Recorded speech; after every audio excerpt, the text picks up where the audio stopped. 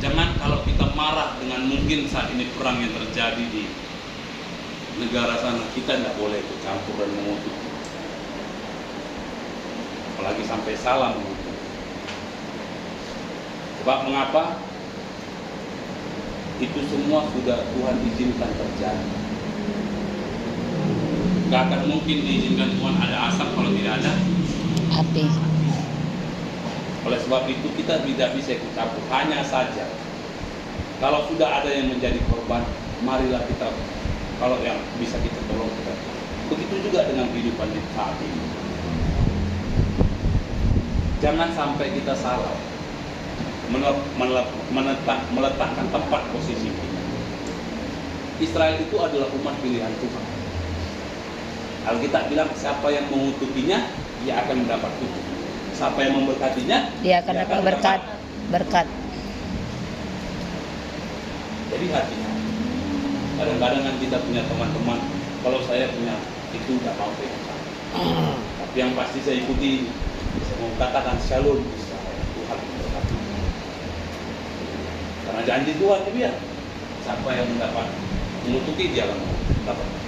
Siapa yang memberkati dia akan dapat Berkat. Begitu juga dengan orang-orang sekitar kita yang mungkin menyakiti hati kita. Janganlah sampai kita balas, tapi belajarlah kita untuk mendoakannya agar berkat yang dia berikan bagi kita, agar kutuk yang diberikannya bagi kita itu Bapak Ibu menjadi berkat bagi kita.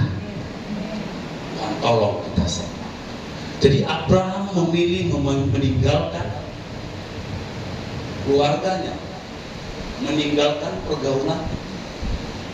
Kadang-kadang kan kita kan kalau terlalu ikut Tuhan kan ibadah, apalagi ketemu teman yang gak ibadah. Dan itu dia yang mar minggu. Aholan na mar minggu do karejo. Utabo do moro. Utabo do mengopi ijan. Utabo do mga langgore. Utabo do mercado ini kiri kopi. Berbeda mercado. Itu tantangan. Apakah kita mau milih mengikut Tuhan atau ikut dalam pergaulan yang salah? Kita yang menentukan sikap. Kita yang menentukan sikap.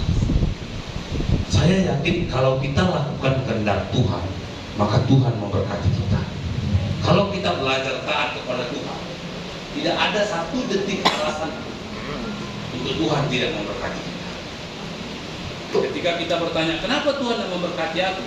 Mari kita tanya kepada diri kita, ketaatan kita kepada Tuhan tolong kita. Jadi yang kedua yang perlu kita belajar dari Abraham. Pilih pergaulan yang tepat. Mana temanmu yang mengingatkanmu waktu engkau salah?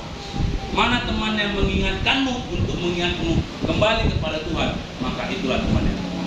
Tapi mana temanmu yang menyiramimu dengan bensin waktu engkau lagi panas?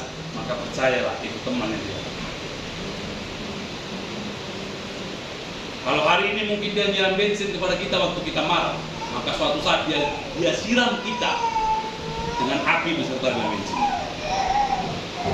Makanya bijaksanalah memilih Teman. Pergaulan yang bijak akan menentukan langkahmu. Pergaulan yang bijak akan menentukan berkat Tuhan digenapi dalam hidup. Bukan saya berarti bilang salah kita berteman dengan siapa pun tidak. Saya bilang berteman dengan siapa pun. Bertemanlah dengan banyak orang. Saya berteman kok, makanya ada teman saya di Kota Medan. Makanya bisa ada teman saya di Bali, ada teman saya di Jogja, ada teman saya di Jakarta, ada teman saya di Aceh, ada teman saya di Kalimantan. Saya berteman dengan saya. Ada teman saya di Surabaya, teman saya di Solo, di Malang. Dengan siapapun saya berteman. Di Bandung. Tapi tidak untuk diikuti. Yang baik ikuti, yang buruk tinggalkan. Tuhan tolong kita semua. Tuhan tolong. Bijaklah melalui dunia. Jangan ikuti orang bebal. Kalau orang sudah dinasihati 2-3 kali tidak mendengar, tinggalkan. Sebab mengapa? Dia orang bebal, nanti kita jadi beban. Kalau 2-3 kali sudah tidak bisa diingatkan, tinggalkan. Lalu saya ngomong nanti, lu akan Nggak usah lagi kita yang berperkara, biar Tuhan yang berperkara. Kalau kita yang menasihati, berarti masih kita yang berperkara. Tapi kalau sudah jalur langit kita lakukan, biarlah Tuhan yang berperkara. Jadi nggak usah, jangan merasa bersalah. 2-3 kali tidak mendengar, tinggal. Kasih aja doa sama dia. Amin. Tuhan tolong kita semua. Itu yang kedua. Yang terakhir kita akan belajar. Yang terakhir Filipi pasal 2 ayat yang ke 8, ayat 7 dan 8. Filipi pasal 2 ayat 8. Dan dalam keadaan sebagai manusia, ia telah merendahkan dirinya dan taat sampai mati, bahkan sampai mati di atas kayu salib. Ini yang Tuhan, ketaatan yang sempurna. Taat sampai daging, tak bersuara. Kenapa seringkali kita tidak bisa mengalami mujizat Tuhan? Yang perlu dimatikan itu bukan orang lain. Yang perlu dimatikan itu adalah daging kita dengan segala keinginan. Aku di dalam hidup ini harus mati. Orang yang bisa merendahkan hati, orang